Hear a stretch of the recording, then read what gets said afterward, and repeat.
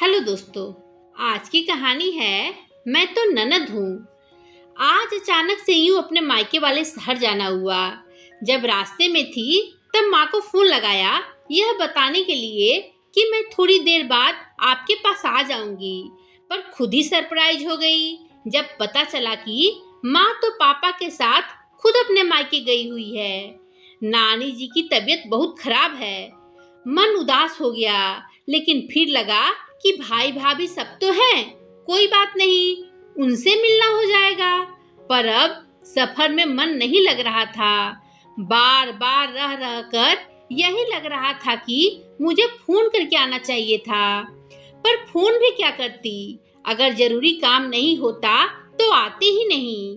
बुआ सास की तबीयत अचानक से खराब हो गई और मम्मी जी का आना नहीं हुआ, इसलिए मैं और राघवेंद्र जी दोनों ही उनसे मिलने निकल गए। आखिर बुआ जी भी तो मेरे मायके वाले शहर में ही थी। सोचा था कि बुआ जी से मिलकर कुछ दिन मायके में रह आऊंगी, पर खैर अब तो निकल चुके थे तो पलटकर जाने का सवाल ही नहीं उठता। और राघवेंद्र जी से कह भी नहीं सकती थी कि मुझे मायके नहीं जाना। आखिर कहते भी क्या, भाई भाभी ने कभी गलत व्यवहार नहीं किया, पर फिर भी मैं अपने पूर्वाग्रहों से ग्रसित थी। मुझे बहुत अजीब सा लग रहा था। ऐसा महसूस हो रहा था कि मैं बिन बुलाए मेहमान बन गई हूँ और पूर्वाग्रह से ग्रसित क्यों ना हो।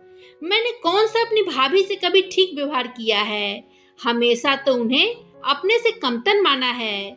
इसी उधेड़-बुन में थी कि पता नहीं भाई भाभी क्या सोचेंगे। माँ पापा तो है नहीं, पता नहीं मेरे साथ कैसा व्यवहार करेंगे। पर अब कुछ नहीं कर सकते थे। आखिर ससुराल में भी तो जोश जोश में कह आई थी, औरों की बहुएं भी तो कुछ दिन मायके रुकती है, तो मैं भी कुछ दिन मायके रहकर आऊंगी। करवाओ अपनी नई बहू से काम। जोश जोश में बोल तो दिया था, पर अब काश सोच कर बोला होता। पर करती भी क्या, ससुराल वालों की तो छोटी छोटी बातें भी ताने ही लगती है।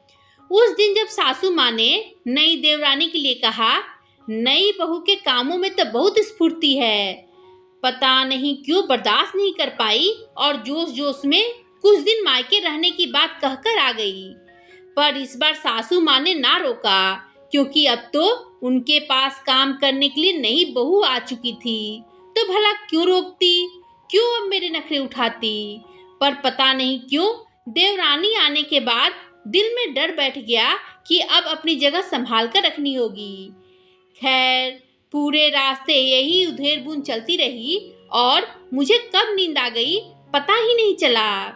जब नींद खुली तो ट्रेन स्टेशन पर लग चुकी थी।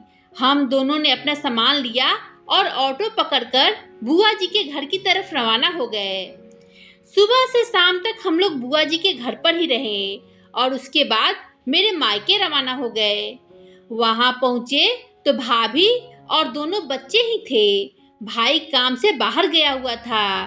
भाभी ने हमारा आदर सत्कार किया और चाय नाश्ता पकड़ाकर हमारे पास ही बैठ गई।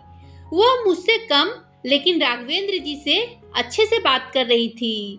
सच मुझे बुरा बहुत लग रहा था। आज समझ में आ रहा था कि अगर माँ पापा नहीं रहे तो मेरा मायका खत्म ही हो जाएगा, क्योंकि भाई अकेला कब तक मुझसे बात कर लेगा। उसे तो काम पर भी जाना होगा, घर में तो भाभी ही रहेगी ना। रह रह कर याद आ रहा था भाभी का वह हंसता खिलखिलाता चेहरा जो उनकी शादी के बाद था। हर बात में वह मुझे ही सबसे पहले पूछती थी। पर पता नहीं क्यों भाई की शादी होते ही मुझमें ननद वाली टेक क्यों आ गई। सीधे मुंह तो उनसे बात करती ही नहीं थी और हर बात में रोकना टोकना करती। धीरे धीरे उन्होंने ही मुझसे दूरी बना ली। पर इस बात का मुझे कुछ खास फर्क नहीं पड़ा, क्योंकि मायके में माँ तो थी ही ना। मैं तो वैसे भी जब भी मायके आती थी तो माँ के कमरे में ही बैठी रहती थी और मेरे सारे काम बैठे बैठे ही होते थे। भाभी चकरघिन्नी की तरह घूमती रहती थी। माँ कई बार समझाती थी, पर नहीं, मैं तो ननद हूँ ना। तभी बातों बातों में उन्होंने बताया कि माँ ने फोन करके बता दिया था कि हम लोग आने वाले हैं। यह सुनकर और बुरा लगा।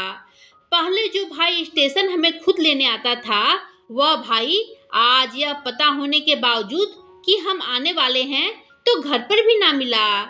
दिल में इतनी हलचल मची हुई थी कि बेचारा दिल सकारात्मक तो कुछ सोचने को तैयार ही नहीं था। हो सकता है कि भाई को काम होगा, पर नहीं, वह तो हर बात को नकारात्मक ही लिए जा रहा था।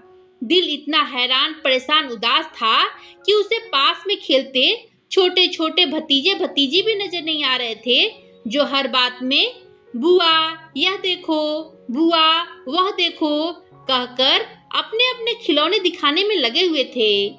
थोड़ी देर बाद भाई भी घर पर आ गया। बातों ही बातों में शायद वह मेरी मनोदशा जान चुका था, पर वह कुछ नहीं कर सकता था।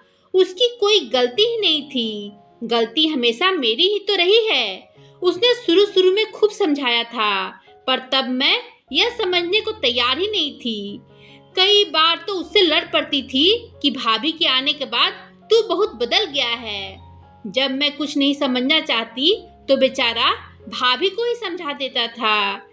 कई बार तो भाभी ने बिना गलती के भी मुझसे माफी मांगी थी, पर आज मुझे अपनी हर गलती का एहसास हो रहा था कि मैं तो ननद हूँ कि टेक में मैंने क्या क्या खो दिया, और शायद अगर अभी भी यही सब मेरे दिल में रहा तो जो बचा कुचा है उसे भी खो दूंगी। इतने में भाभी रसोई में रात के खाने की तैयारी करने चली गई। थोड़ी देर वहीं बैठने के बाद काफी सोच विचार कर मैं भी रसोई की तरफ जाने लगी। मुझे रसोई की तरफ जाता देखकर भाई ने पूछा, अरे कुछ चाहिए तो भाभी ले आएगी। शायद भाई भी डर रहा होगा कि रसोई में जाकर ये भाभी से किसी बात पर झगड़ न पड़े। नहीं भैया, वो मैं यहाँ बैठी बैठी बोर हो रही थी तो सोचा भाभी की मदद कर दूं। भाई एकटक मेरी तरफ देखता रहा, क्योंकि मुझसे उसे इस तरह के जवाब की उम्मीद नहीं थी। फिर उसने कहा, रहने दो, भाभी खुद कर लेगी, तुम आराम करो। शायद अब भाई को भी मेरे ऊपर भरोसा नहीं था, क्योंकि कभी ऐसा नहीं हुआ कि मैंने भाभी की मदद की हो। उल्टा एक दो बार भाभी ने मदद के लिए कहा था तो उसके लिए भी मैंने घर में काफी हंगामा किया था। फिर मैंने हिम्मत करके कहा, कोई बात नहीं भैया, कुछ मदद ना सही तो मैं भाभी से बातें ही कर लूंगी। राघवेंद्र जी के सामने भैया ने ज्यादा कुछ कहना ठीक नहीं समझा और वह चुप हो गए, और मैं चल दी रसोई की तरफ बचे कुचे रिश्ते को समेटने के लिए। जानती हूँ भाभी के स्वाभिमान को ठेस पहुंचाया है तो शायद मन में पड़ी गांठें पूरी तरह से ना खुले, पर कोशिश तो कर सकती हूँ ना। तो दोस्तों, आपको ये कहानी कैसी लगी कमेंट कर बताएं। कहानी पसंद आई हो तो लाइक शेयर करें और मेरे चैनल को सब्सक्राइब कर बेल आइकन दबाना ना भूलें, जिससे कि मेरी कहानियाँ आपको लगातार मिलती रहे। धन्यवाद दोस्तों।